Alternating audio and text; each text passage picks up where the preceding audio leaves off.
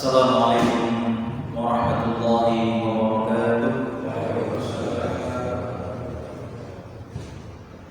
Innal hamdalillah nahmaduhu wa nasta'inuhu wa nastaghfiruhu wa nastahdihi wa natubu ilayh wa na'udzu billahi min shururi anfusina wa min sayyiati a'malina may yahdihillahu fala mudilla lahu wa man yudlil fala hadiya lahu.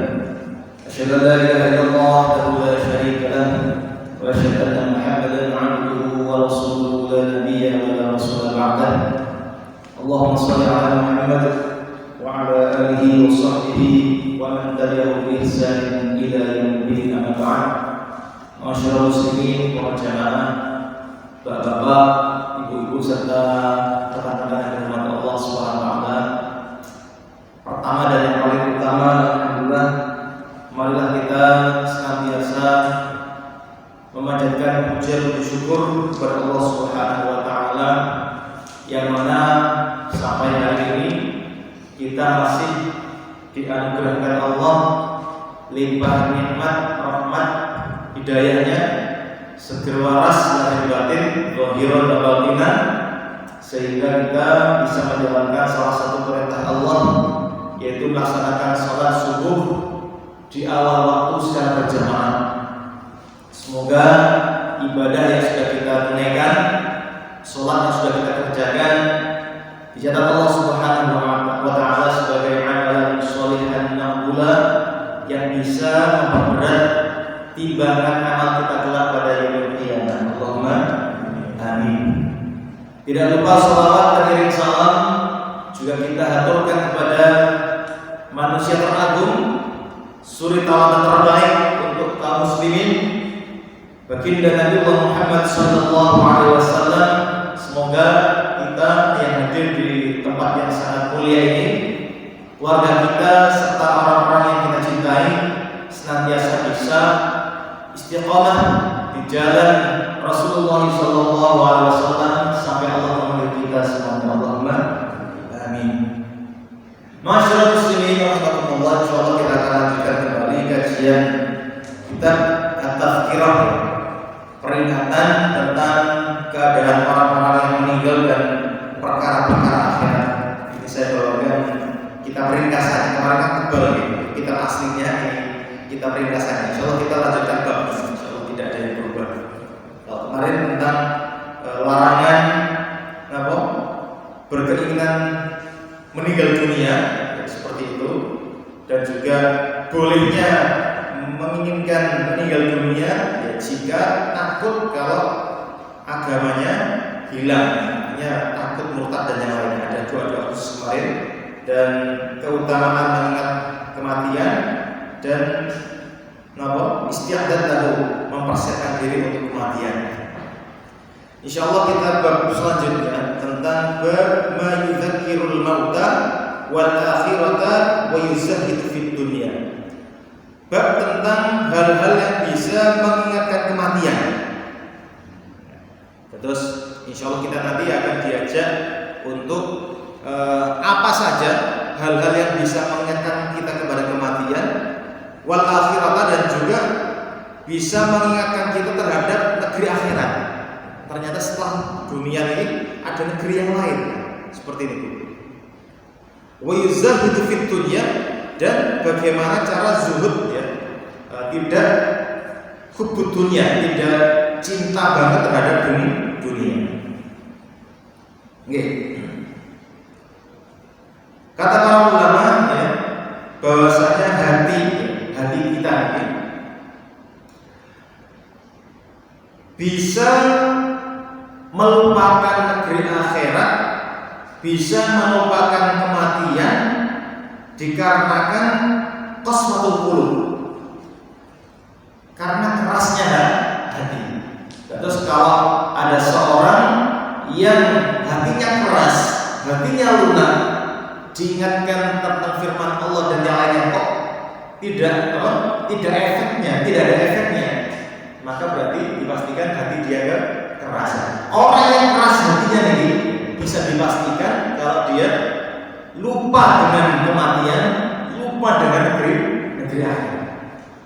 Kemudian apa saja yang biasanya menyebabkan seseorang bisa keras hatinya.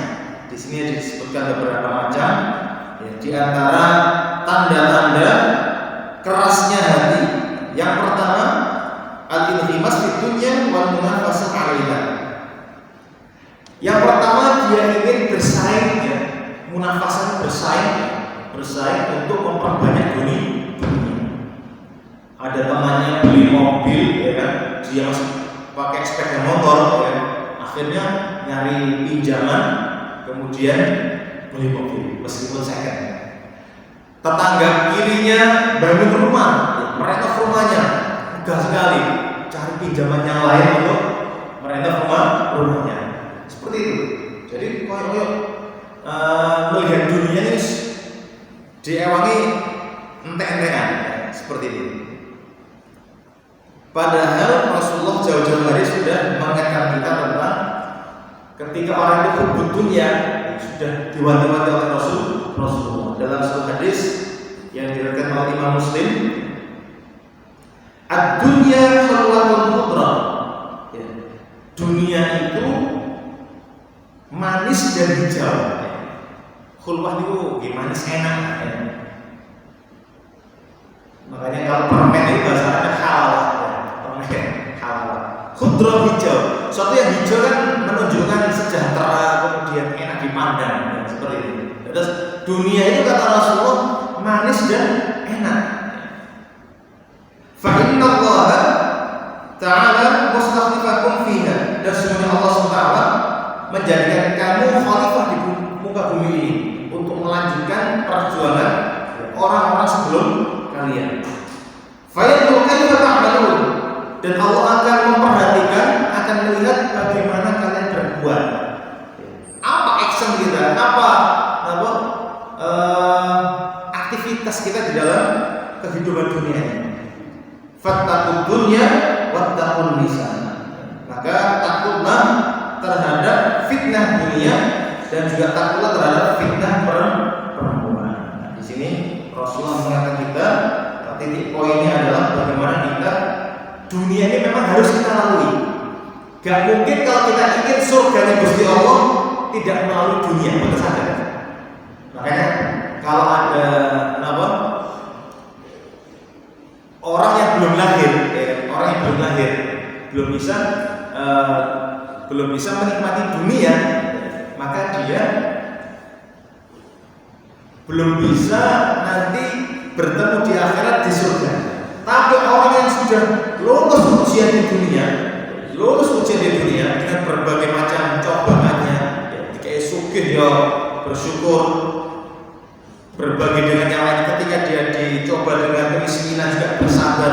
Ketika dia mampu melewati rintangan-rintangan di dunia ini, insya Allah nanti juga masuk di surga Allah Subhanahu wa Ta'ala. Terus syarat agar dia bisa masuk surga Allah nanti harus lulus ujian dunia. Dan dia sebagai seorang mukallaf. Makanya kalau hewan itu buatan mukallaf dia, buatan tidak diberi beban oleh Allah. Sehingga ketika waktunya Idul Adha jadi sembelih, tidak punya tanggungan nanti di akhir. Makanya kita bersyukur ditakdirkan Allah menjadi manusia. Oke, ini yang pertama.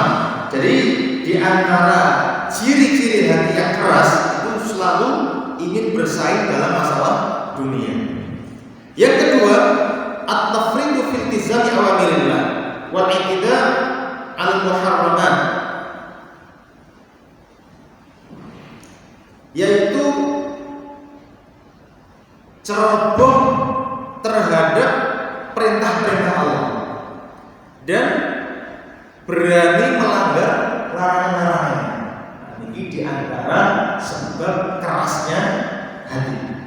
Jadi ketika ada perintah Allah berupa sholat, khususnya yang wajib-wajib ini, ketika wajib sudah dia berani melanggarnya, maka bisa dipastikan hatinya keras. Ada larangan-larangan Gusti Allah, baik dosa besar, dosa kecil, khususnya dosa besar, kok berani-beraninya melakukan dosa besar, berarti hatinya sudah keras. Seperti ini. Makanya dalam Al-Quran disebutkan Fabima naqdihim mitsaqahum la'annahum wa ja'alna qulubahum qasiyah. Surah Al-Maidah ayat 13. Maka dikarenakan mereka berani melanggar perjanjian, la'annahum, kami laknat mereka, wa ja'alna qulubahum qasiyah, dan kami jadikan hati-hati mereka keras. Ini cerita tentang Bani Israil ya, yang berani melanggar perjanjian mereka dengan Allah, maka Gusti Allah melaknat mereka dan menjadikan hati mereka keras. Yang ketiga, di antara hal yang bisa menyebabkan hati ini keras, kasratul dzunub duna taubah. Banyaknya dosa, banyaknya maksiat yang dia kerjakan tanpa diiringi dengan taubat. Ya. Kita yakin seyakin-yakinnya manusia ini bukan sempurna. Manusia secara umum tidak seperti Nabi yang langsung yang dijaga Gusti Allah. Saya panjenengan tiap hari tidak mungkin lepas dari dosa. Apakah disengaja atau tidak? Apakah kita mengetahui itu atau tidak? Makanya setiap hari ini kita diperintahkan Rasulullah untuk senantiasa beristighfar dan bertobat kepada Allah Subhanahu wa Ta'ala. Di beberapa hadis Rasul menyampaikan bahwasanya saya itu demi Allah tiap hari istighfar dan bertobat kepada Allah 70 kali. Ada yang sampai menyebutkan 100 kan? 100 kali. Ini agar umatnya meniru. Rasul saja yang tidak punya dosa, ya, maksum terjaga, sudah melakukan istighfar tiap hari, taubat tiap hari. Nah, makanya kita juga sangat perlu ketika tiap hari kita dawamkan beberapa menit, beberapa waktu untuk istighfar kepada Allah. Makanya ketika habis sholat, ya, pasti ada istighfar, astagfirullah, astagfirullah, seperti itu. Nah, makanya orang yang banyak dosanya dan tidak diiringi dengan bertaubat, ini juga bisa menyebabkan hatinya keras. Dalam suatu keterangan hadis, ya, disebutkan innal mu'min, sesungguhnya seorang mukmin itu idza aznaba, jika melakukan perbuatan dosa, kana nuqtatan sauda, maka dalam hatinya ini ada titik hitam fi qalbihi, fa in taba wa nasa'a wastaghfara saqala qalbuhu. Jika dia bertobat, istighfar, minta ampun kepada Allah, maka bersih kembali hatinya, kinclong kembali. Wa in zada hatta yaqulu qalbuhu. Tapi jika dia tidak mau istighfar, tidak mau taubat, tidak mau minta ampun kepada Allah, maka hatinya setiap hari tambah hitam sampai hitamnya pekat, hitamnya benar-benar wirang, ya kan, seperti itu. Ireng gelingsang, bahasa Jawa ireng gelingsang. Oke. Maka kata para ulama, ya, dalam suatu keterangan Imam Al-Haris Al-Muhasibi, beliau ini salah satu ulama tasawuf, ya, ulama yang sangat memperhatikan kondisi hati. Kalau panjenengan nanti ingin mencari karya-karya beliau banyak, namanya Abul Harith Al-Muhasibi. Abul Harith Al-Muhasibi itu termasuk ulama yang sangat kuat takarubnya kepada Allah. Beliau sezaman dengan Imam Ahmad. Beliau zamannya dengan Imam Ahmad bin Hanbal. Jadi sangat zuhud, sangat pokoknya tidak hubud dunia, sangat warok, sangat alim pokoknya. Jadi kalau ingin tahu nanti bisa dicari karya-karya beliau. Beliau berkata, "I'lam, ketahuilah, anna dzunuba turithu al-ghaflah." Sesungguhnya dosa-dosa yang dilakukan seorang hamba itu bisa mewarisi lalai. Ya tadi kan, mewarisi lalai. Wal ghaflatu turithul qaswa, dan kelalaian, ya, kelalaian terhadap kematian, kelalaian terhadap negeri akhirat, kelalaian terhadap Allah, ya kan? Turithul qaswa itu bisa mewarisi, bisa menyebabkan qaswa, kerasnya hati. Wal qaswatu turithul bu'd min Allah. Dan kerasnya hati ini bisa mewariskan, bisa menyebabkan seorang hamba itu jauh dari Gusti Allah. Wal bu'du min Allah yurithun nar. Dan jauh dari Allah, jauh dari melaksanakan perintah-perintah Allah, itu bisa mewarisi, bisa menyebabkan masuknya neraka. Wa inna ma yatafakkaru fi hadza al-ahya. Sesungguhnya yang bisa memikirkan hal ini, kata beliau, hanya orang-orang yang hidup hatinya. Terus kata Imam Al-Haris Al-Muhasibi, hanya orang-orang yang hidup saja yang bisa memikirkan hal ini. Wa amal amwat faqad amatu anfusahum hubbud dunya. Sedangkan orang-orang yang mati hatinya, maka mereka telah mematikan diri mereka dikarenakan mereka hubbud dunya, sangat cinta terhadap dunia. Makanya di bab nomor 3 ini atau di poin ketiga ini, di antara hal yang bisa menyebabkan hati itu keras karena ghaflah, karena lalai. Nek lalai bisa keras hatinya, nek pas keras hatinya dia akan jauh dari Gusti Allah. Nek pas jauh dari Gusti Allah, dia akan naudzubillah bisa masuk neraka Allah Subhanahu wa taala.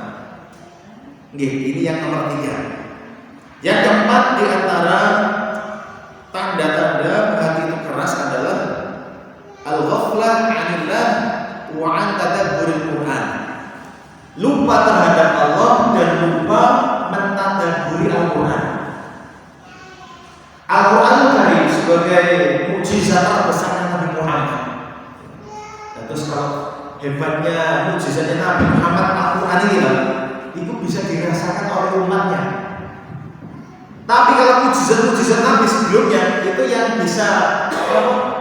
bisa merasakan manfaat atau yang bisa berperan itu yang nabinya. Contoh Nabi Musa punya tongkat, dipentungkan tongkat, dipukulkan tongkat terbelah atas izin Allah, dilemparkan jadi ular. Yang bisa memainkan di Nabi Musa lawan gak ada riwayat Bani Israil pegang tongkatnya dilempar jadi ular, betul. Tapi kalau Al-Quran Karim sebagai mukjizatnya Nabi Muhammad ini juga bisa, namun manfaatnya dirasakan oleh umatnya, seperti itu. Dan di antara interaksi kita dengan Al-Quran tidak sekedar dibaca mawon, tidak dijadikan bagus-bagusan suara, bahkan jadikan lomba bagus-bagusan robotan. Di antara fungsi Al-Quran diturunkan itu untuk didadaburi, untuk direnungi isinya, agar hati ini tidak semakin keras, tapi tambah lunak, tambah ingat kepada Allah, sehingga apa-apa yang Allah sampaikan dalam Al-Quran bisa kita cerna, bisa kita laksanakan jika dia berupa perintah, kita tinggalkan jika dia berupa larangan.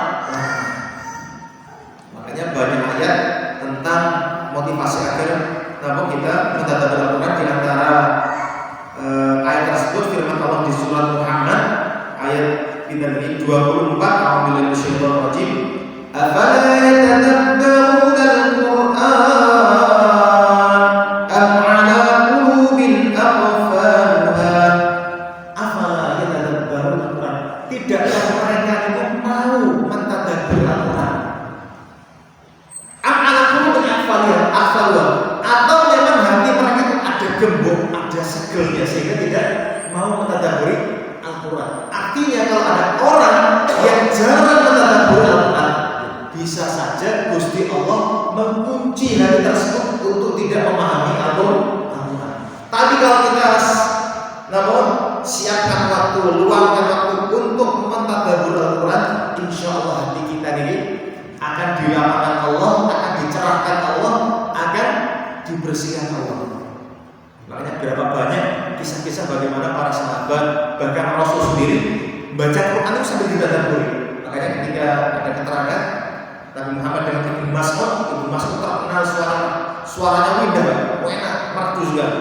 Nabi Muhammad duduk-duduk di pangkuan sahabat Ibnu Mas'ud ini menunjukkan Rasul dengan sahabatnya ini sangat dekat dekat sekali sampai duduk di pangkuan sahabatnya. Ibnu Mas'ud minta tolong bacakan saya Al-Quran.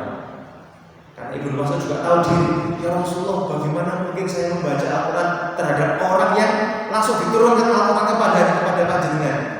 Enggak, kata Rasulullah, saya ingin mendengarkan Al-Quran dari orang lain.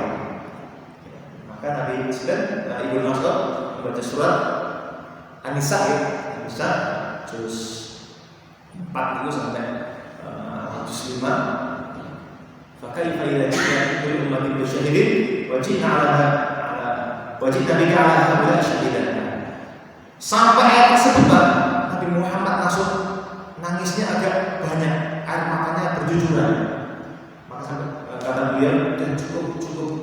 Nah, ini menunjukkan Rasulullah itu sambil mendengarkan Al-Quran sambil mentadabburi isinya. Ustaz, bagaimana kita orang Indonesia baca Qurannya gak paham, bagaimana tadabbur? Ya minimal cari Quran yang ada terjemahannya gitu kan, sehingga habis baca Al-Quran bahasa Arabnya dibaca terjemahannya seperti ini ya maksudnya. Kalau di situ ada tafsirnya lebih bagus lagi. Bahkan disebutkan dalam keterangan para sahabat itu ada yang sholat malam, tadabburnya pas sholat. Ketika sholat, ya kan, cuma baca satu ayat saja, dan itu diulang-ulang. Makanya disebutkan dalam riwayat ada seorang sahabat sholat baca ayat tertentu, ada istrinya atau siapa perempuan keluar rumah ke pasar, balik ke rumah itu masih baca ayat yang sama. Ini menunjukkan kalau tadabbur berbeda dengan baca Al-Quran biasa. Kalau baca Al-Quran biasa sekali baca lanjut setelahnya, tapi kalau tadabbur bisa diulang 1 kali, 2 kali, 3 kali sampai benar-benar kita merasakan energi Al-Quran yang kita baca tersebut. Besok sampai menangis ketika membaca ayat-ayat azab, sampai menangis. Yang membaca ayat-ayat rahmat, bergembiranya luar biasa seperti ini. Gitu yang keempat. Yang kelima, al-qira'ah wa qafdul jidal wa ta'assub birra'i. Jadi di antara penyebab hati itu keras karena suka debat, suka gontok-gontokan, dan mempertahankan pendapatnya sendiri, ya, seperti ini. Jadi ketika ada permasalahan apa, suka debat maksud seperti ini. Maka Imam Syafi'i dalam suatu keterangan beliau menyampaikan, al-mira'u fil ilmi yuksil qulub. Perdebatan dalam masalah ilmu itu bisa menyebabkan hati keras. Wa yurithu ad-dhalain, dan bisa mewarisi, bisa menyebabkan kedengkian atau kebencian. Biasa kalau ada 2 orang podo pintere, sama-sama pinternya, kemudian tujuannya ingin mengalahkan temannya, tujuannya sudah tidak bagus, ingin menjatuhkan temannya, menjatuhkan argumen temannya. Itu bagaimana caranya dia mempertahankan argumentasinya, pokoknya ingin menghabisi lawan bicaranya. Pasti ketika ada salah satu yang kalah, maka orang yang merasa kalah itu pasti dia punya rasa kurang enak terhadap orang yang mengajak dia berdiskusi atau berbantah-bantah. Nah, seperti ini. Itu yang kelima. Yang keenam, al-kasal wal futur anit ta'at. Di antara yang menyebabkan hati itu keras adalah malas dan lesu dalam melaksanakan ketaatan. Allahu Akbar, Allahu Akbar, tambah mulai. Wah, sinetron, sinetron. Nah, jadi rasa malas, rasa lesu ketika melaksanakan ibadah ini juga bisa menyebabkan kita hati kita bisa keras. Bagaimana caranya agar kita bisa enak melaksanakan ketaatan? Kita variasikan ketaatan. Di Riyadhus Shalihin ini ada bab khusus tentang bagaimana cara agar seorang itu tetap istiqomah dalam melaksanakan ketaatan. Salah satu caranya adalah memperbanyak variatif ibadah yang bersifat sunnah. Nah, seperti ini. Kalau wajib kan nggak boleh kita tinggalkan. Kalau sunnah kadang-kadang gelap. Kita cari variatif ibadah yang lain sehingga kita tidak merasa bosan. Jadi menungso lah buat malaikat. Yang malaikat pengen menumpuk terus sampai di kiamat. Sujud terus sampai hari kiamat. Tapi manusia itu beda, ya kan? Punya rasa jenuh, rasa capek, rasa pegel, ya kan? Maka kata Imam Nawawi dalam ada satu bab yang menganjurkan kita untuk bisa variatif dalam melaksanakan amal soleh. Seperti itu. Oke. Yang ketujuh, adamul ihsan linnas wa rahmah bihim wal lutfu alaihim. Dikarenakan sebab tidak berbuat baik terhadap manusia atau merasa memberikan rahmah kasih sayang terhadap mereka, wal lutfu alaihim, dan simpati juga kepada mereka. Jadi orangnya itu karena orangnya bengis, tidak pernah senyum ke orang, ya kan? Tidak pernah berbuat baik terhadap orang, tidak pernah merasa kasihan terhadap orang, ini juga bisa menyebabkan hati keras. Makanya dalam suatu keterangan hadis, ada seorang yang datang ke Rasulullah. Ini juga sebagai mereka curhat, namanya Nabi Muhammad sebagai pemberi solusi. Ada seorang datang, rajulan syaka ila Rasulullah SAW. Ada seorang datang kepada Rasulullah yang mengadukan qaswata qalbihi, kerasnya hatinya. Nah, seperti cocok dengan materi kita ini. Kemudian apa yang disampaikan Rasulullah? Qala in aradta an yulina qalbuka fa'at'im al-miskin. Jika kamu ingin hatimu menjadi lunak, maka hendaknya kamu memberi makan orang miskin. Terus kalau hati kita ingin lunak, kata Rasulullah, hendaknya memberi makan orang miskin. Kok bisa memberi makan orang miskin menjadi hati enggak? Ya. Litara athar hikmatillahi 'alaika haitsu aghnaka wa aqwaju ilaika siwaka fa yuraqqa qalbuka wa yazidu qaswatuka. Alasan kenapa Rasulullah memberikan solusi terhadap orang ini akan memberikan orang fakir miskin makanan, karena ketika orang itu memberikan rezeki, memberikan makanan terhadap orang lain, agar dia itu memikirkan, Masya Allah, Gusti Allah ini masih loman kepada saya, masih memberikan rezeki, melimpahkan rezeki kepada saya, sehingga saya ketika beri orang miskin tadi makanan dan saya lihat mereka makan dengan lahap, Masya Allah, ya kan?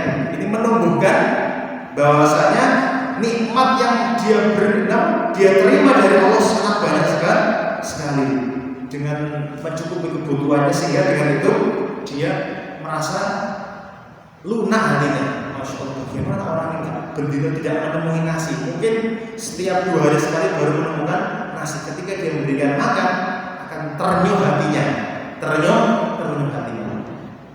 Yang kedua kata Rasulullah, wamsah bi ra'sil yatim rahmah, dan usaplah kepala anak yatim.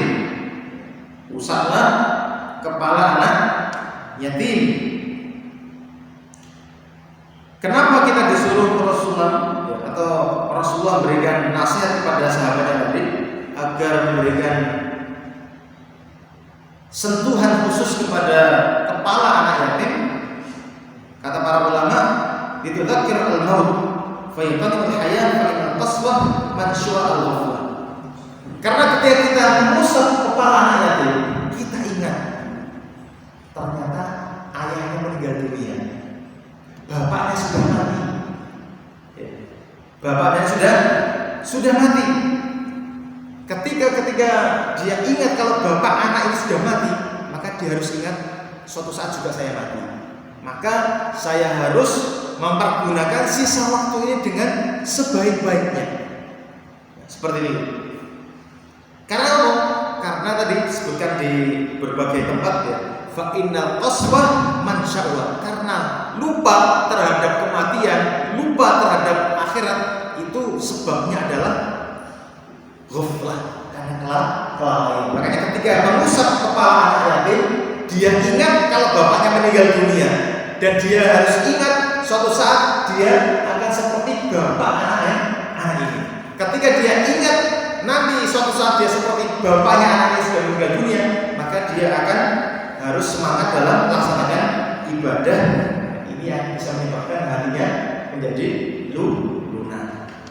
Oke. Keterangan tersebut bisa panjenengan lihat lagi di kitabnya Imam Al-Munawi.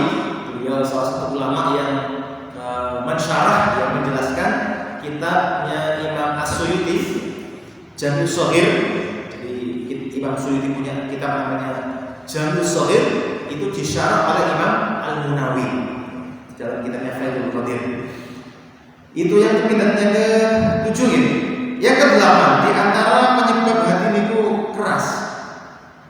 Al-ikfar wa tawsi'ah minal maladzat al-mubahat. Memperbanyak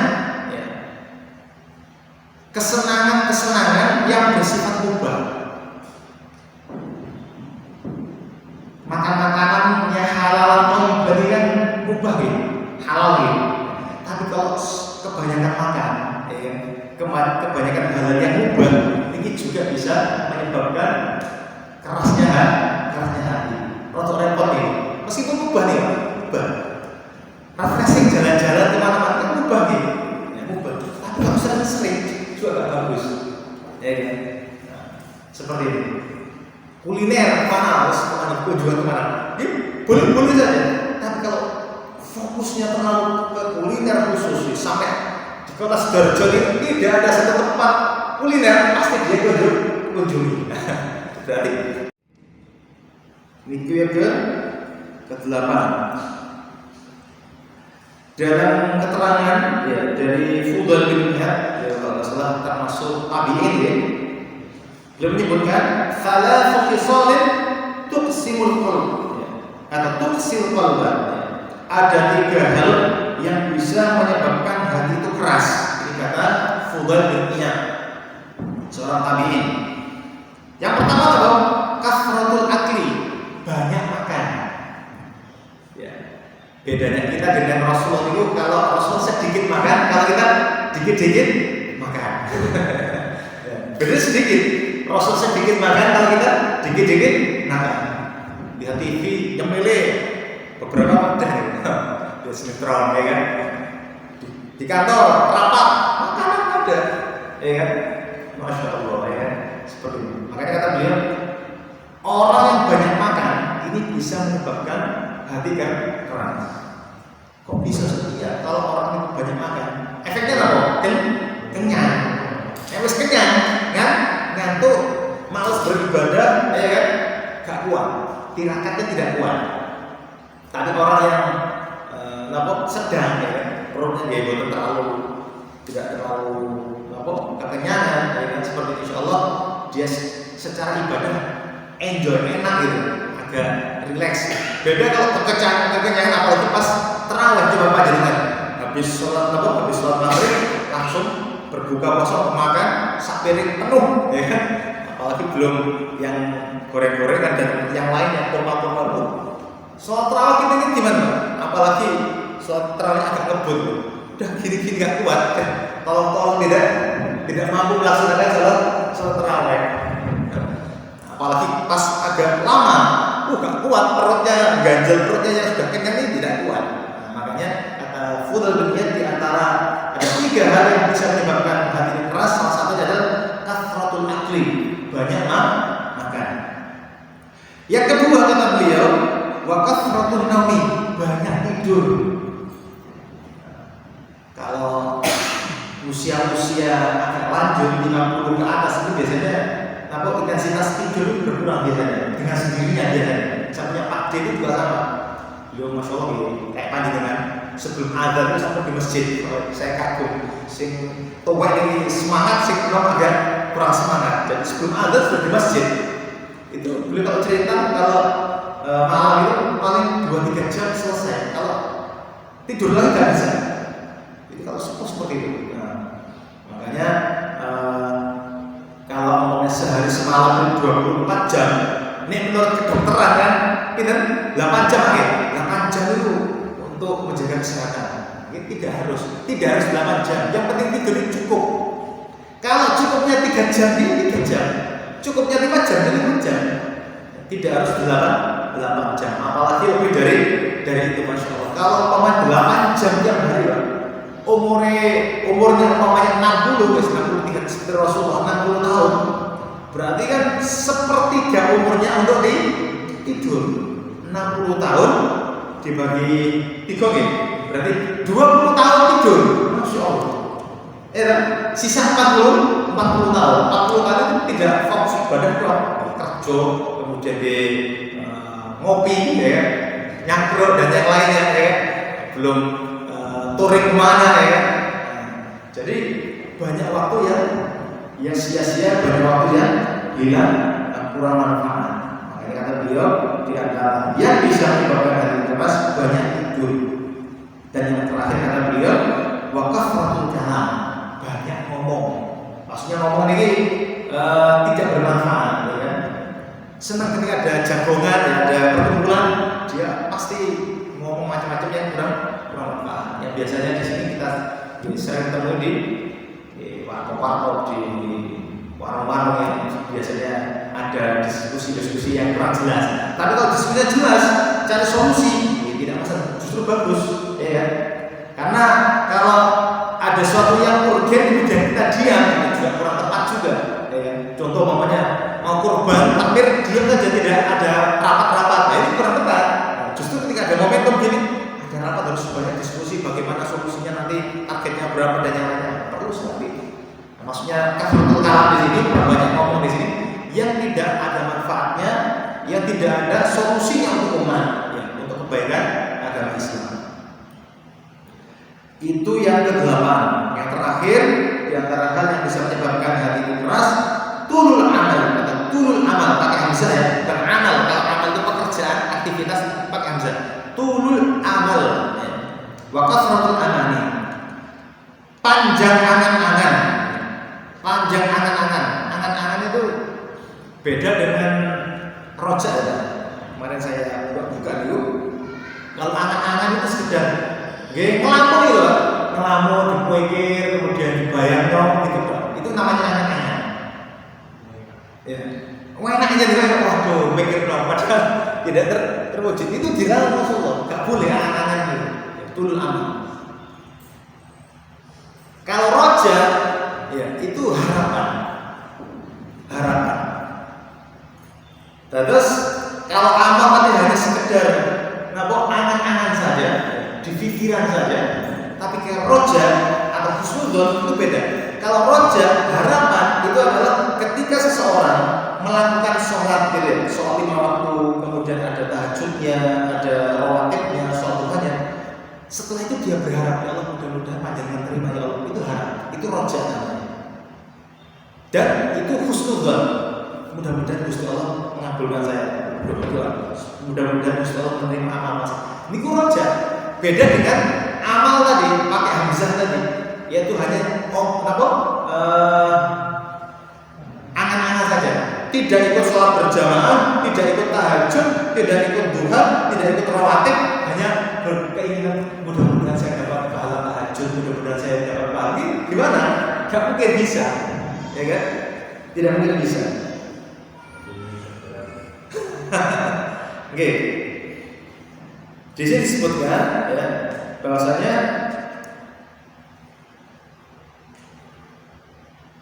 amani jamu umniyah, fahuwa ma'a taqsirihi fi ta'ati rabbih wa ittiba'i syahawatihi nafsuhu la yasta'id wa la yaqdir wa la yarji' bal yatamanna 'ala Allah.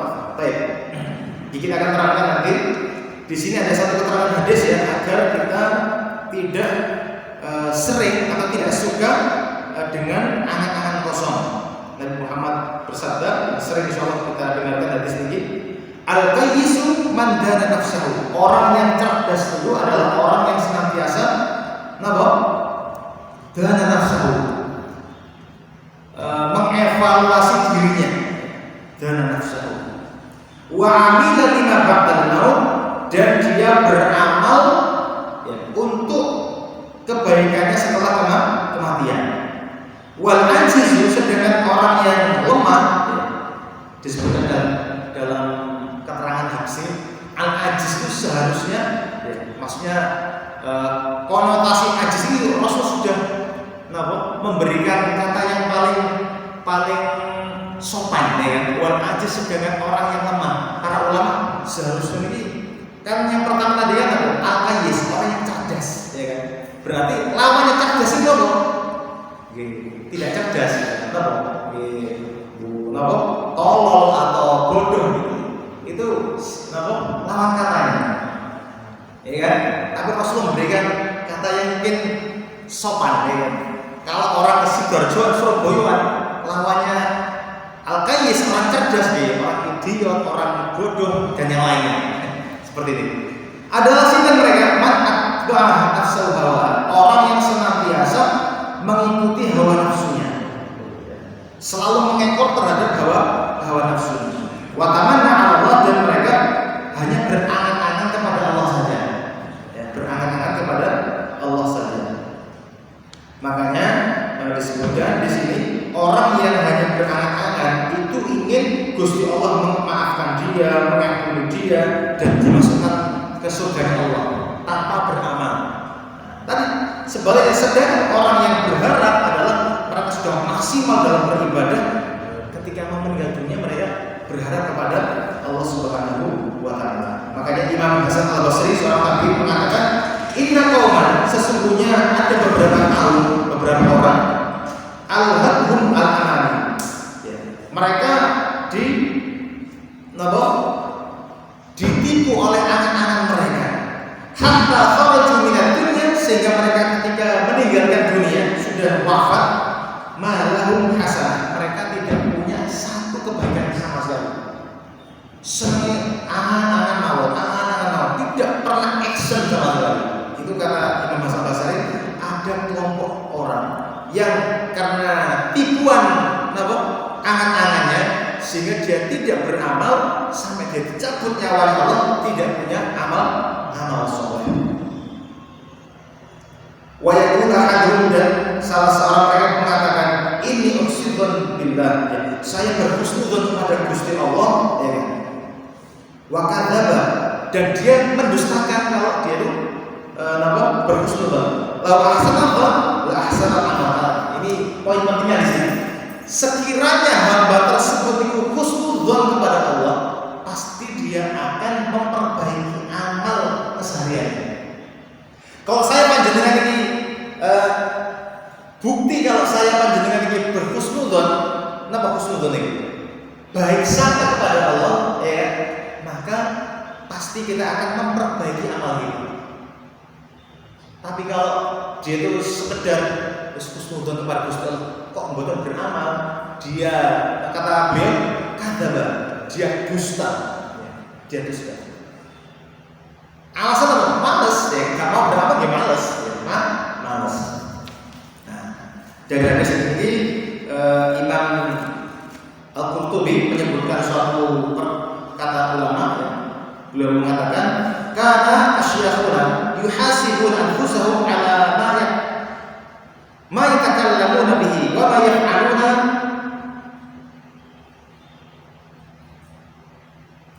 wa ista'iduna fi daftarin. Jadi para ulama saleh dulu, syuyukh atau para syekh dulu, guru-guru beliau, mengamalkan hadis tadi, man dana nafsahu wa amila lima ba'dal maut. Mereka bermuhasabah setiap malam niku dengan membawa catatan khusus, Pak. Mereka bawa lembaran khusus, kemudian mereka mencatat ulang apa yang mereka ucapkan di hari itu, apa yang mereka perbuat di hari itu.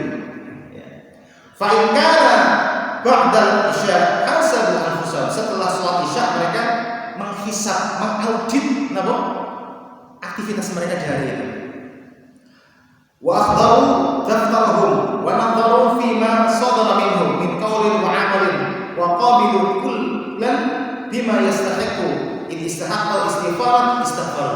Jadi mereka setiap habis kisah nyiapkan pulpen, nyiapkan lembaran-lembaran khusus, kemudian mereka menghisab diri mereka, mengaudit aktivitas mereka sehari itu.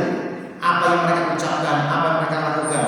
Kalau ada aktivitas yang membutuhkan syukur, contoh alhamdulillah hari ini saya sholat 5 waktu tepat, tidak masbuk di masjid. Maka dia mengucapkan alhamdulillah, mensyukuri hal tersebut. Tapi kalau mulai dari itu ada hal yang kurang baik, ya, mungkin gak sengaja melihat auratnya perempuan, ya kan, kayak bertisik gitu, nggak dilihat, kenapa pusatnya di atas lagi tidak pakai jilbab seperti itu. Ketika bisa itu istighfar. Kalau memang perlu diistighfari karena melihatnya nggak baik, ya maka diistighfar. Seperti itu. Wattaubat.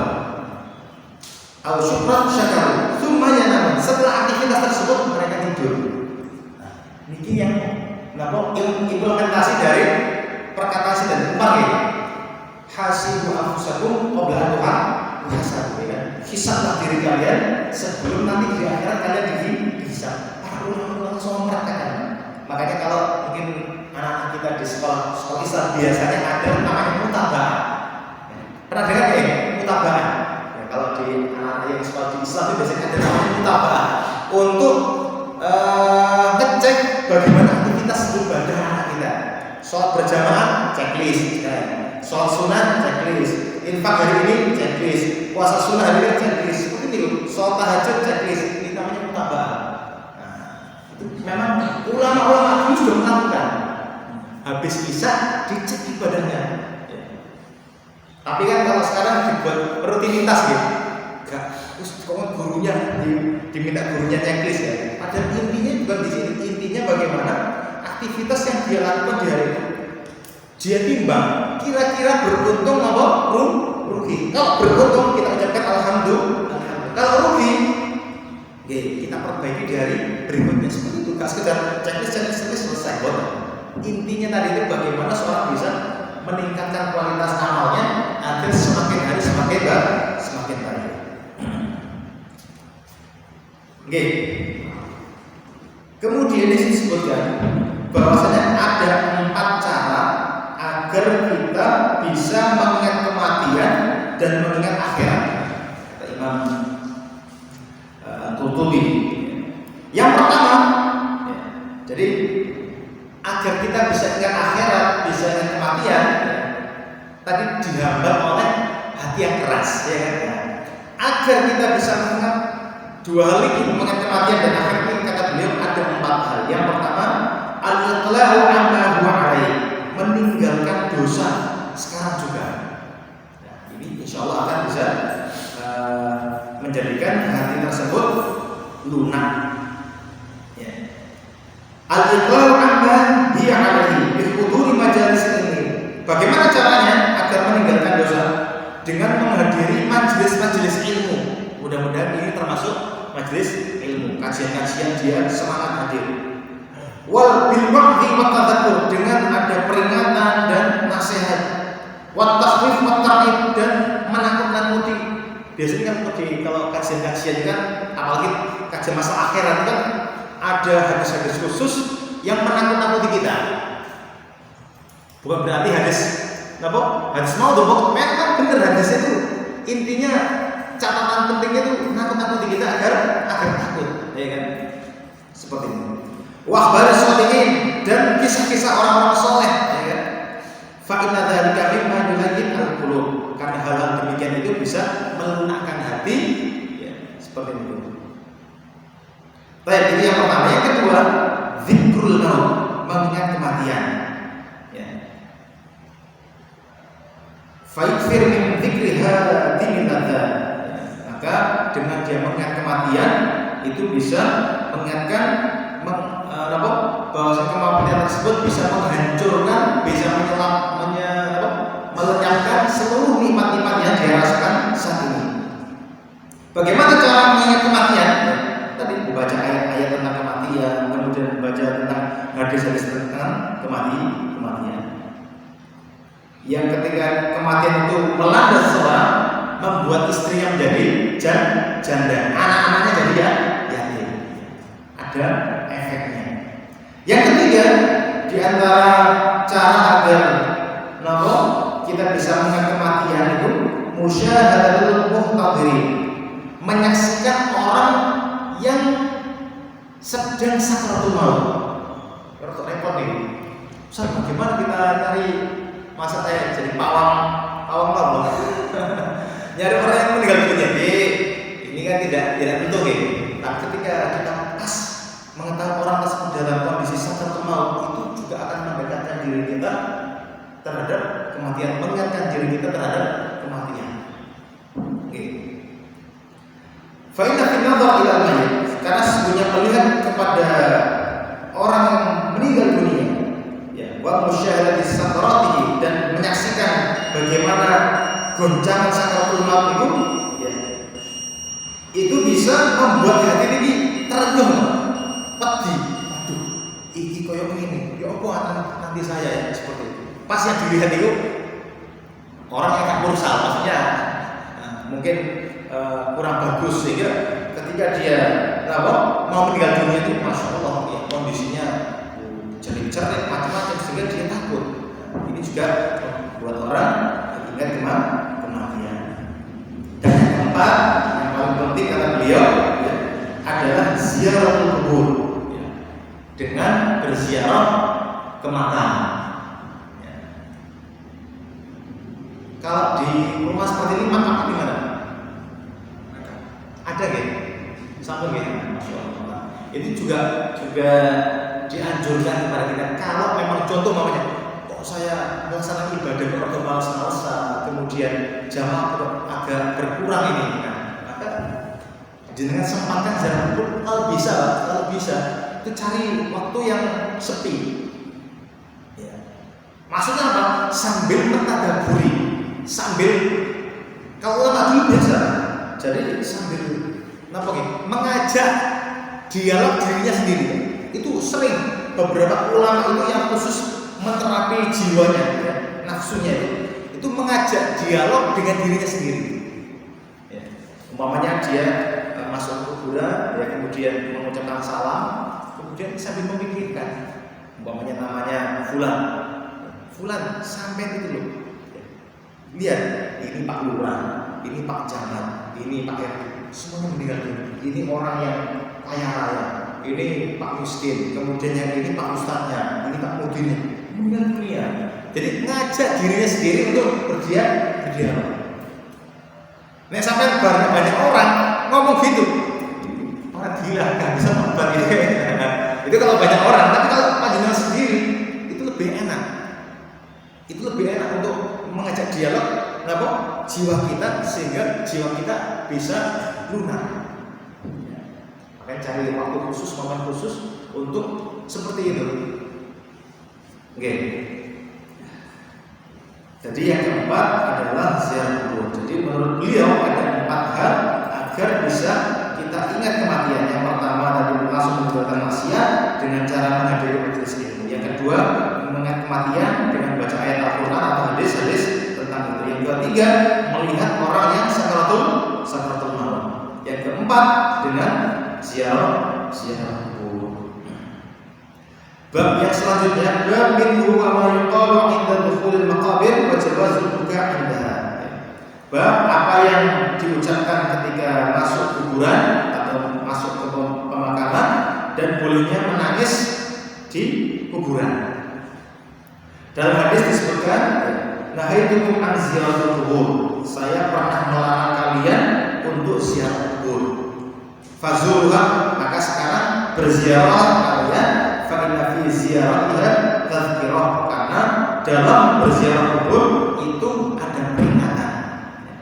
Dan keterangan yang lain, fazuruha fa innaha tudzakkirul akhirah, karena dengan ziarah kubur itu bisa mengingatkan akhirat. Dalam keterangan yang lain, man arada an yazur qabran, barang siapa yang ingin menziarah kuburan, falyazurhu, hendaknya dia berziarah kepada kuburan tersebut. Wala taqulu hujran, dan jangan dia berkata-kata yang tidak baik. Nah, kemudian apa doanya ketika masuk kuburan? Ini ada redaksi ketika Siti Aisyah berkata, ya Rasulullah, ketika saya berziarah kubur, apa yang saya ucapkan? Ini Siti Aisyah. Kuli ucapkan assalamu ala ahli diyar. al-mu'minin wal muslimin wa yarhamullahu mustaqdimina minna wal mustakhirin wa inna insyaallah bikum lahiqun. Keselamatan kepada penduduk ya, negeri akhirat ini ya, orang dari orang mukmin laki-laki, orang muslim ya. Semoga Allah merahmati orang-orang yang mendahului kami dan orang-orang yang setelah kami. Dan sesungguhnya kami akan lahir itu akan bertemu kalian insyaallah. Ya. Ada juga yang keterangan yang lain yaitu assalamualaikum ya ahlul qubur yaghfirullahu lana wa lakum antum salafuna wa nahnu bil athar. Jadi banyak dikasih. Dosa kok kita dianjurkan mengucapkan salam. Jadi bapak-bapak yang dirahmati Allah, orang yang di alam barzakh itu, orang-orang yang sudah meninggal di alam barzakh, ketika kita mengucapkan salam, bahkan disebutkan di kitab aslinya yang tebal ini, Bang, itu ada beberapa adab masuk kuburan. Di antaranya adalah mengucapkan salam. Kalau ada di situ ada orang yang kita kenali, contoh umpamanya kakek-kakek kita, nenek kita, paman-paman kita sudah, kita sapa, assalamualaikum. Kayak kita menyapa orang yang masih hidup, karena mereka mengetahui kalau mereka kita ini mengucapkan salam, sayangnya mereka tidak bisa menjawab dan tidak kita dengarkan jawaban mereka. Kan mereka hidup di alam barzakh, ya kan? Mereka meninggal dunia memang sudah hidup, tapi mereka hidup di alam barzakh. Dan ketika dikunjungi, ya itu ya sangat senang sekali, sangat senang sekali. Makanya ziarah kubur tidak sekedar kita ingat akhirat, juga mendoakan orang yang di situ.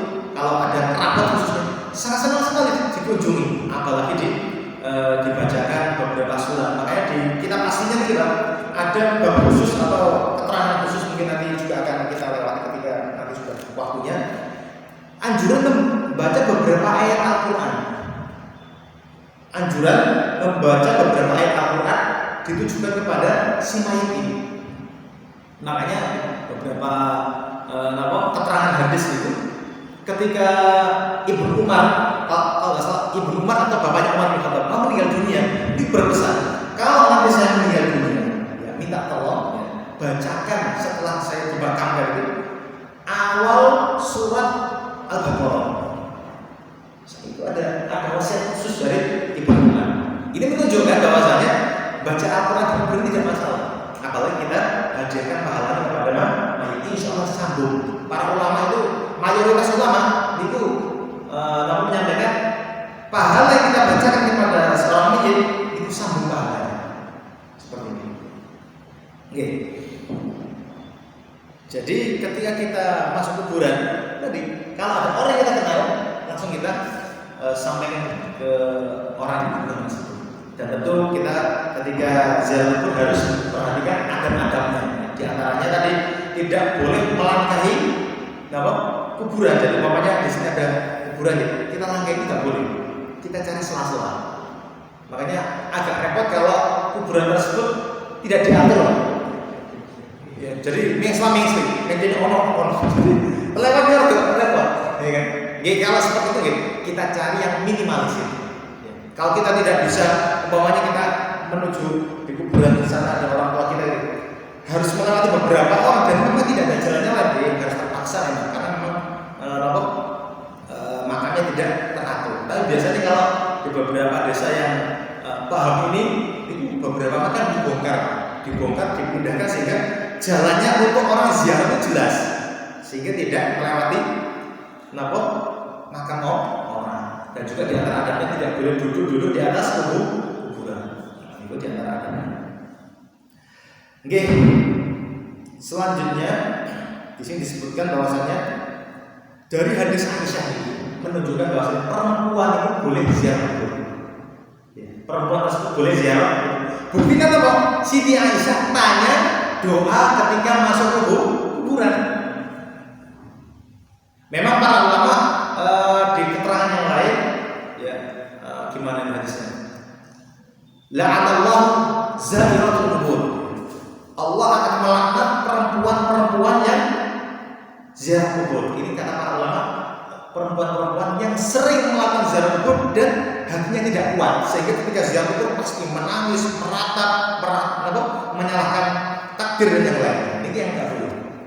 Tapi kalau dia selama dia mampu mengendalikan itu dan menjaga adab ketika zat itu tidak masalah.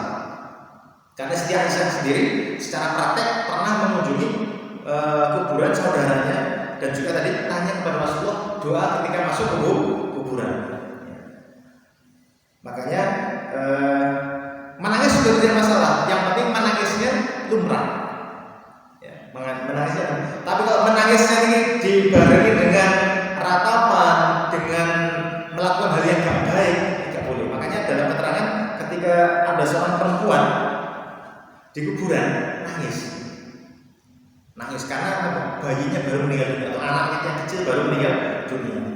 Maka Rasulullah lewat di belakangnya. Wanita tidak tahu. Wahai wanita, isbiri, sudah sabarlah. Maka kata perempuan, engkau tidak mengetahui apa yang saya rasakan. Padahal yang ngomong tadi Rasulullah. Setelah Rasulullah sampai rumah, perempuannya dikabari kalau yang ngomong tadi itu yang menyampaikan nasihat itu Rasulullah. Akhirnya dia nututi pulang menemui Rasulullah. Mohon maaf tadi tidak tahu kalau panjenengannya berikan nasihat. Maka apa kata Rasulullah? Innamas sabru inda sadmatil ula. Ketahuilah kesabaran itu yang dinamakan kesabaran ketika pas terjadi musibah. Nah, di situ kita dilihat kesabaran kita. Jadi ketika pas terjadi musibah, disitulah kesabaran kita diuji. Innamas sabru inda sadmatil ula. Jadi juga disebutkan Nabi Muhammad bersabda, "Ana bari'un mimman halaqa wa saraqa wa kharaqa." Saya berbebas diri, terlepas dari orang yang memotong rambutnya dan mengeraskan suaranya dan mencabik-cabik pakaiannya. Ini ketika ada musibah, ya, orang-orang Arab jahiliyah dulu kan. Kalau di Indonesia insya Allah tidak ada. Arab jahiliyah ketika ada kerabat yang meninggal dunia itu karena mereka tidak terima terhadap takdir tersebut, potong rambut, gundul. Ada juga halak di sini tidak potong, mengikat rambutnya, ya, seperti itu. Yang kedua, salako itu teriak-teriak, nangis histeris macam-macam itu. Wa kharaqa dan nyobek-nyobek baju. Ini termasuk perbuatan jahiliyah yang mana tidak diajarkan dalam Islam. Yang selanjutnya insyaallah ini sambil kita tunggu ini, insyaallah satu bab lagi supaya pas waktu syuruk ya. Tadi saya lihat waktu syuruknya jam 6 supaya pas nanti. Insyaallah waktu syuruknya jam 6 pinter ini.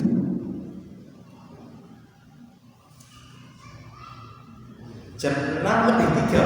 Jam 6 lebih 3. Berarti kurang 10 menit lagi. Nanti mungkin kita beri waktu. Jadi bab tentang seorang mukmin itu kalau meninggal dunia berkeringat di keningnya, di dahinya. Masalah ini sebagai alamat husnul khotimah ya.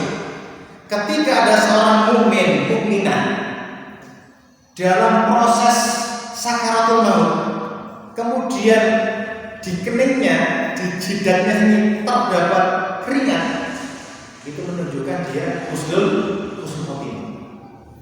Ya, karena itu bukti dia seorang mukmin. Maka dalam keterangan hadis yang diriwayatkan oleh Imam Ibnu Majah dari Buraidah bahwasanya Nabi Muhammad bersabda, "Al-mu'minu yamutu bi'araqil jadid." Seorang mukmin itu meninggal dunia dengan berkeringat di keningnya. Kenapa demikian? Para ulama menyampaikan, qala ba'dul ulama innama ya'ruqu jaliluhu haya'an min rabbih lima ittarafa min mukhalafatihi. Kenapa orang mukmin itu sampai berkeringat? Ya, ketika meninggal dunia. Kata para ulama, sesungguhnya seorang mukmin tadi berkeringat karena dia merasa malu kepada Allah. Malu kepada Allah Subhanahu wa taala. Karena dia pernah melakukan pelanggaran. Duh kok bisa malu Ustaz? Ya. Makanya dalam keterangan bukan bukan hadis ini perkataan Imam Ali bin Abi Thalib. Kata Imam Ali, an-nasu niyamun. Manusia itu diibaratkan seperti orang tidur. Kalau saya tanya ini kan belum meninggal dunia. Ini kata Imam Ali, kita ini ibarat orang tidur, gak tahu apa-apa, ya kan? Fa'idha matu intabahu. Ketika dia meninggal dunia, baru dia sadar. Masih sadar bagaimana? Bisa melihat perkara-perkara akhirat, bagaimana kedahsyatannya. Sehingga ketika seorang mukmin di dunia pernah melakukan pelanggaran, kemudian ketika meninggal dunia disingkap semuanya oleh Allah, ya kan? Maka dia merasa malu sehingga berkeringat. Sampai seperti ini. Nah, tapi itu termasuk tanda husnul khotimah. Karena apa tadi? Karena itu sudah jelas itu akan yang mengalami demikian adalah hanya orang-orang mukmin saja. Oke. Kemudian selanjutnya bab memang pendek ini, cuma 2 baris saja. Bab maja'a anna lil mauti sakarat, tentang sakaratul maut. Napa sakaratul maut? Kan kita sering ya dengar sakaratul maut ya. Orang itu mengalami sakaratul maut. Apa sakaratul maut? Supaya kita tahu sakaratul maut. Ya. Sakaratul maut itu adalah syiddatuhu, ya, penderitaannya, wa ghamratuhu, dan sakitnya itu meliputi sekujur tubuh. Ya. Jadi penderitaan ketika kematian atau sakitnya saat kematian itu sekujur tubuh. Seluruh tubuhnya dari kepala sampai kaki sakit semuanya. Ya, seperti ini. Adz-dzahibah bil aqli, yang bisa menghilangkan akalnya. Jadi ketika orang sakaratul maut, ya, terkadang orang itu sampai hilang akal, saking sakitnya, saking loroy. Makanya sakaratul sakarat, ya. Kalau dalam bahasa Arab, kalau jangan pernah dengar hadis, kullu muskirin khamrun, ya kan? Setiap yang memabukkan, ya, kullu muskir, ya kan? Sakar ini, kullu muskirin khamrun, setiap yang memabukkan itu khamr. Artinya orang sakaratul maut itu supaya linglung, sakitnya sakaratul maut, ya, kayak orang yang hilang akalnya. Al-ihtalatu al-aqlu bi syiddatil maut, atau ingatannya ini tidak bagus, kan? Ingatannya tidak sempurna, ya, karena saking sakitnya proses kematian. Ya, makanya dalam beberapa ayat disebutkan waja'at sakratul maut bil haqq, surat Qaf ayat 19, dan sungguh telah datang penderitaan saat kematian itu dengan benar. Dalam surat Al-An'am juga sama, ayat 93, walau tara idh zalimuna fi ghamaratil maut. Wahai Muhammad, sekiranya kamu melihat saat orang-orang zalim dalam sakitnya kematian, dalam kematian, kamu akan melihat jungkir balik. Apalagi orang-orang yang Islam ketika sakaratul maut itu luar biasa, orang sing guru-guru macam-macam seperti itu, Pak.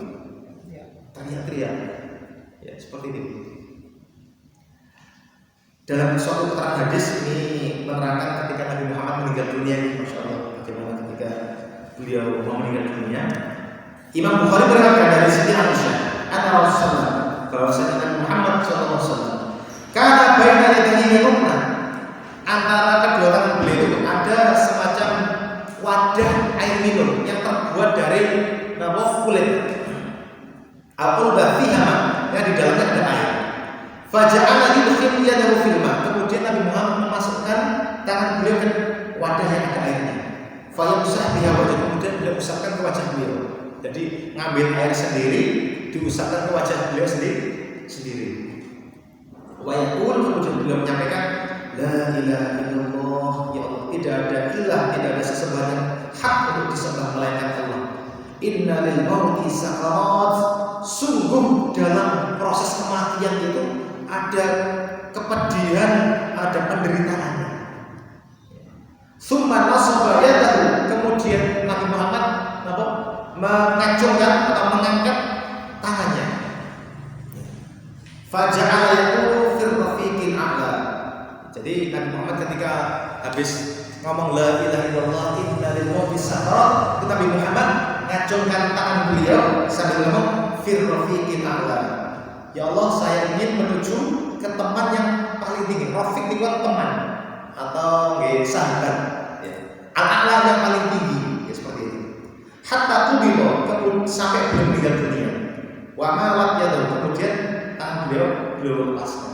Artinya perkataan terakhir yang beliau ucapkan sebelum meninggal dunia adalah ila rafiqil a'la atau fir rafiqil a'la. Kata para ulama, setiap nabi yang mau meninggal dunia itu diberi pilihan, yukhayar, diberi pilihan. Saking mulianya derajatnya para nabi. Setiap nabi, ya, itu ketika mau meninggal dunia itu diberi dua pilihan. Makanya dalam hadis apa ini?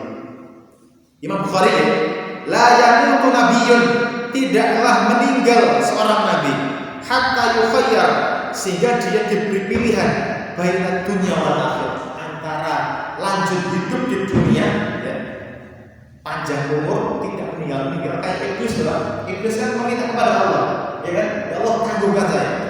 Maka iblis termasuk orang yang ditangguhkan Allah sampai hari kiamat. Nah, nabi orang mulia diberi dua pilihan ketika mau meninggal dunia. Mau milih hidup langgeng, ya, sampai hari kiamat, atau meninggal dunia, milih akhirat. Kalau saya panjangkan, kira-kira milih itu gimana? Dunia, enak lah. Mungkin ketika kita sebagai umatnya, ya, kita harus panjang umur sehingga kita tahu mana Rasulullah, bertemu langsung kepada Rasulullah, ya kan? Tapi Rasulullah memilih firrafiqil a'la, saya ingin ketemu teman-teman saya yang tinggi. Makanya para ulama menafsirkan firrafiqil a'la itu adalah ma'al ladzina an'ama Allahu 'alaihim minan nabiyyin was-siddiqin wasyuhada was-shalihin ulaika, ya tahu? Rafiq, ada Rafiq ya, makanya ada kata Rafiq ini nyambung sini, ila rafiqil a'la, sama. Jadi mereka itu sebaik-baik teman.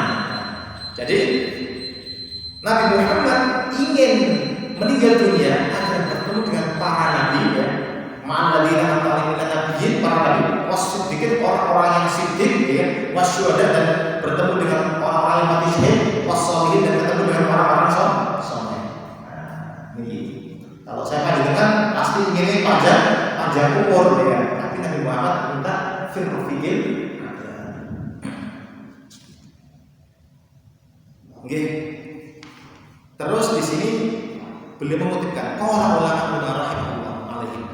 Ulama-ulama kita mengatakan fa idza kana hadzal amru qad asaba al-anbiya wal mursalin alaihim wassalam wal awliya al-muttaqin fama lana min dzikri mashghulin wa istidadihi lahu mutakhallifin. Kalau sakaratul maut, pedihnya kematian ini menimpa para nabi, dialami oleh para rasul, orang soleh, orang muttaqin, bagaimana dengan kita-kita yang ibadahnya pas-pasan? Nabi saja sampai menyatakan inna lil mauti sakarat, sesungguhnya dalam kematian itu ada sakarat mautnya. Itu Nabi aja mengatakan, itu Nabi. Para orang soleh, orang-orang muttaqin itu merasakan efek kematian. Bagaimana dengan kita yang ibadahnya pas-pasan? Seperti itu.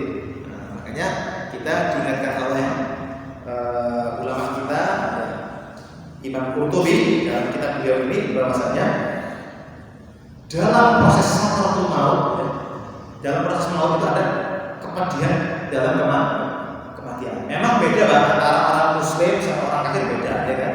Kalau mungkin insyaallah ya, agak lembut dibandingkan orang kafir. Mungkin disebutkan di beberapa keterangan kalau orang kafir itu dicabut nyawanya, kayak apa? Baju yang diberi air basah, kemudian ditaruh di atas duri yang banyak, kemudian dibakar. Bagaimana rasanya? Itu diantara kepedihan orang-orang yang diantara mensifati bagaimana pedihnya sakaratul maut. Ada yang mensifati seperti itu. Ada yang sifatnya seperti dipotong-potong sama pisau atau pedang dan yang lainnya, menggambarkan bagaimana sakitnya saat sakratul maut. Jadi insya Allah yang bisa kita sampaikan pada pertemuan hari ini ada beberapa poin tadi ya.